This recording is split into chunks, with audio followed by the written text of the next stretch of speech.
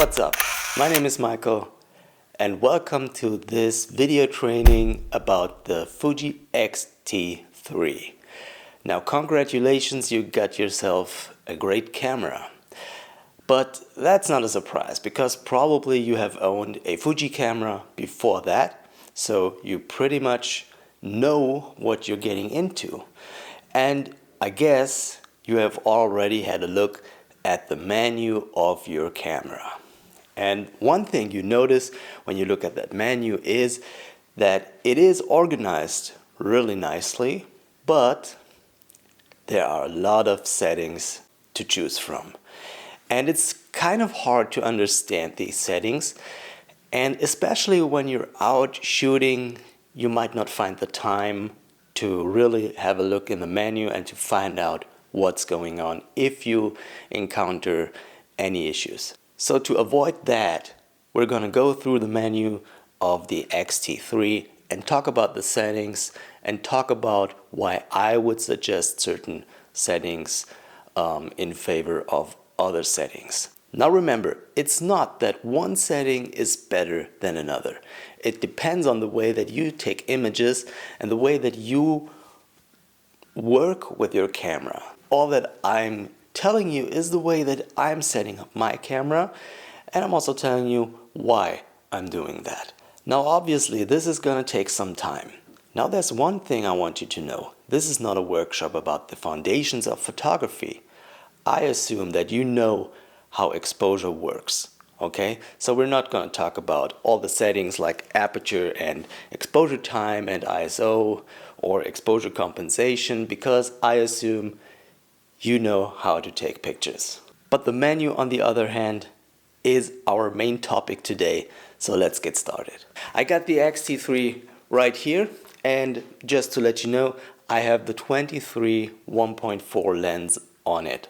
We're going to start with settings regarding image quality in stills photography. So you need to make sure to set the dial on the left side to either CH, CL or S. Because if you're in video mode, you will not be able to adjust the settings regarding the still photography. So let's go into the first menu, which is called IQ, which obviously stands for image quality. Now the first thing that you can change here is image size, and probably all cameras that you can find are set up pretty much the same. The first menu point is always image quality. You can set up different resolutions, and the resolution is displayed with the letter L, M and S, which means large, medium and small. What I would suggest is you always stay with the biggest, the highest resolution that your camera can deliver, which would be in this case 26 megapixels. And in order to get that, you choose L, large. Now you can choose between three different image ratios. One of them is 3:2, 16:9, and the third one is 1:1. 1:1 is a square image. Now for artistic reasons, obviously it might be really cool to shoot in square. But most of the times what I would suggest is you choose the image ratio that your sensor delivers, which is 3:2. Much more important than that is the next menu point, which is your image quality. Now the image quality can be distinguished in two parts. One of them is, do you want to shoot JPEG or RAW? Now to decide whether you want to go with JPEG or RAW, it is important to talk about post-production, because if you're not interested in doing any post-production, you really shouldn't choose RAW. You should only shoot JPEG. Now if you want to get the highest image quality that your X-T3 can deliver, you should choose RAW. Now with RAW files, you need a RAW converter. That might be Lightroom, but what I would suggest is have a look at Capture One. I have Capture One tutorials in my YouTube channel, and the image quality is way better than what Lightroom will give you out of the Fuji RAW files. Now that decision is something that nobody can take from you. What I would suggest is take a few images in RAW and JPEG simultaneously, go through them, have a look at them, process them on your computer, and you will learn to find out if it's worth the extra effort or not. Now, once you decide to shoot RAW images, you can choose between a compressed RAW and an uncompressed RAW. Now, don't worry, because people talk about compression, and compression can be done in a way that you lose image quality. This is something that happens when you choose JPEG, but you can also compress images without loss of quality. Now, and actually Fuji also tells you in the menu that it's a lossless compression.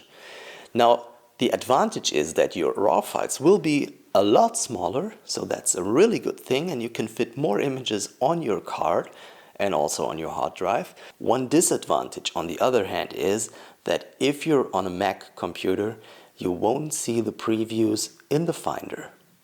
So you will have to work with a RAW converter to go through your images and to know which file is which. To me, that's not a big issue. I always choose a compressed RAW file because I'm pretty sure Apple will deliver an update sooner or later which will display the RAW files as a preview in your Finder. So we'll see if that is happening anytime soon, and if not, it's not a big issue to me.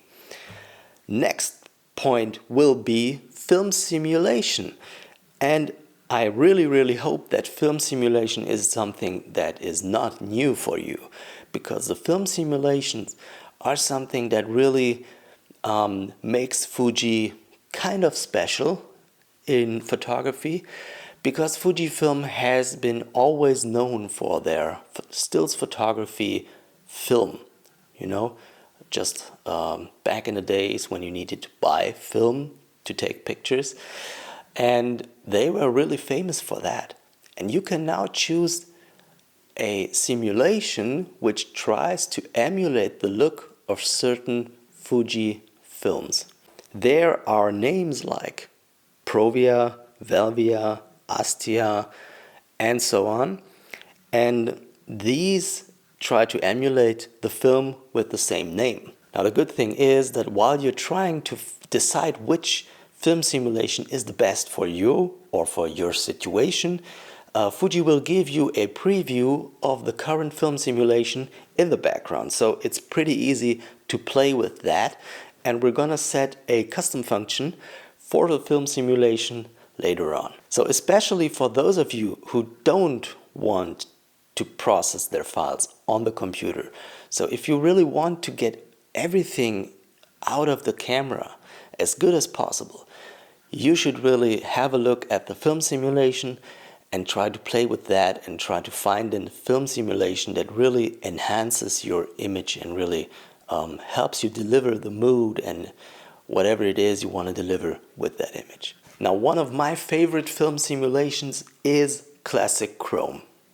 I really love the look of the slightly desaturated colors and the contrast and everything. It's a really nice look.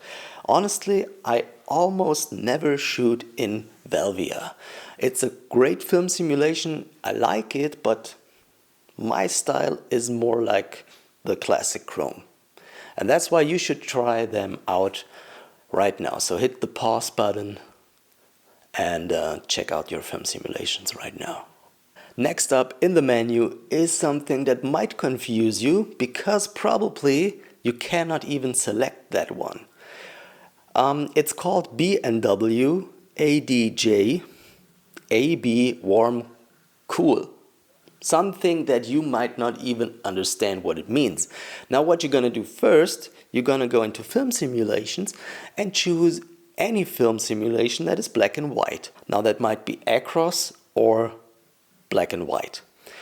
I'm in Acros right now, which is a black and white film simulation. And now I can go into this menu and I can now adjust the tonality of this image. So I can give it a cooler tone or a warmer tone. So that is something that you might as well want to play with, especially if you're someone who doesn't like to do any post-production. So you can really give your images a really nice look in black and white. So you can make them cooler, give them a little blue tone, or warmer, which gives them kind of a sepia look. Very good setting. This one is new in the X-T3. I'm pretty excited to see if that is coming with a firmware update to older cameras as well. Yeah, I'm pretty sure it could happen. Next one is the grain effect. Now, we have been talking about film simulations, and film has been known for grain. And grain is something in a digital age which is mostly considered something bad, something you don't want.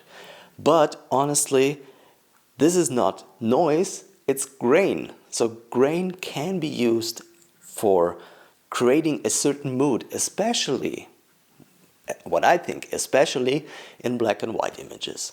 So you can choose if you want to add grain to your images, and you have two settings. You have weak and strong.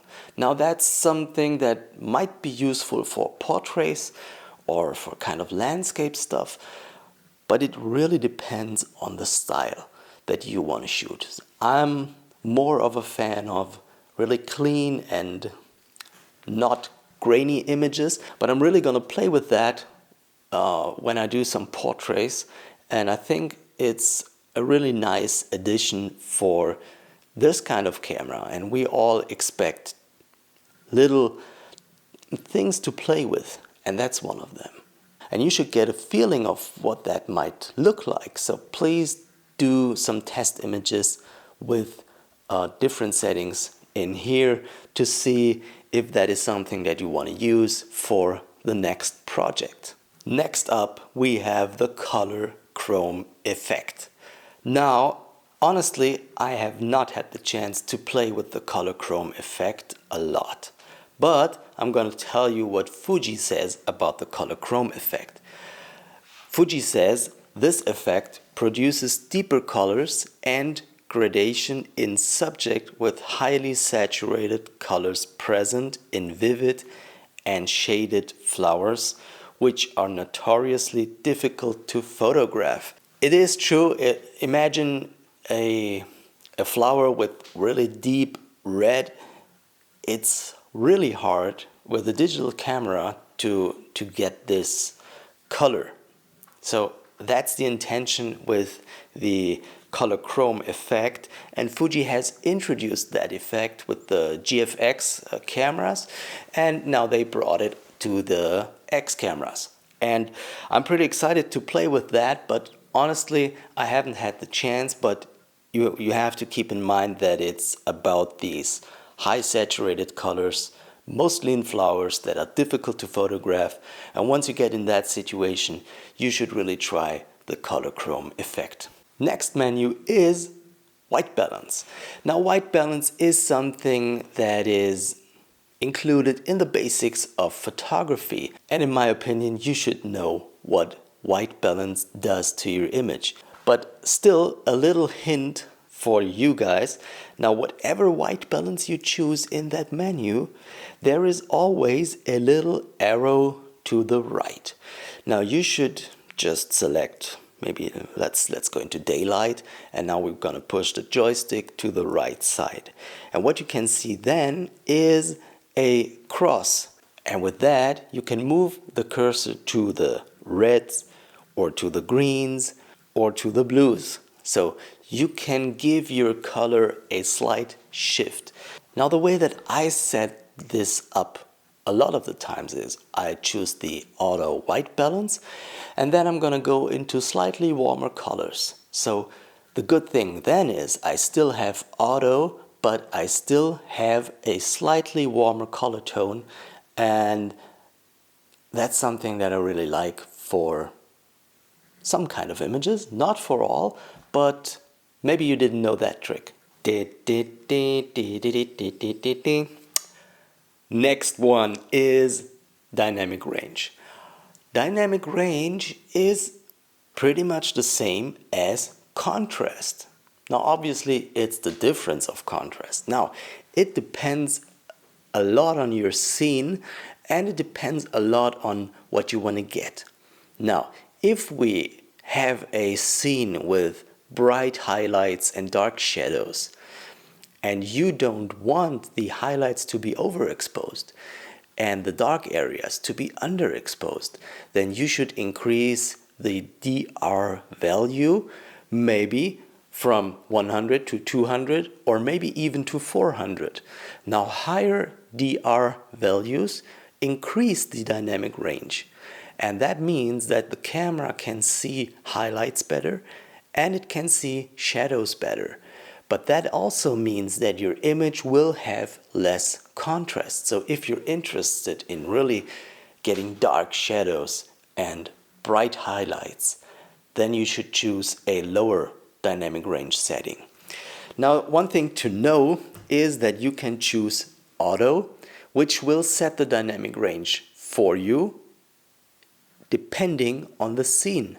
So it will increase the dynamic range whenever it's necessary to really get all the detail in the highlights and shadows, and keep it low if there's not so much contrast in the scene.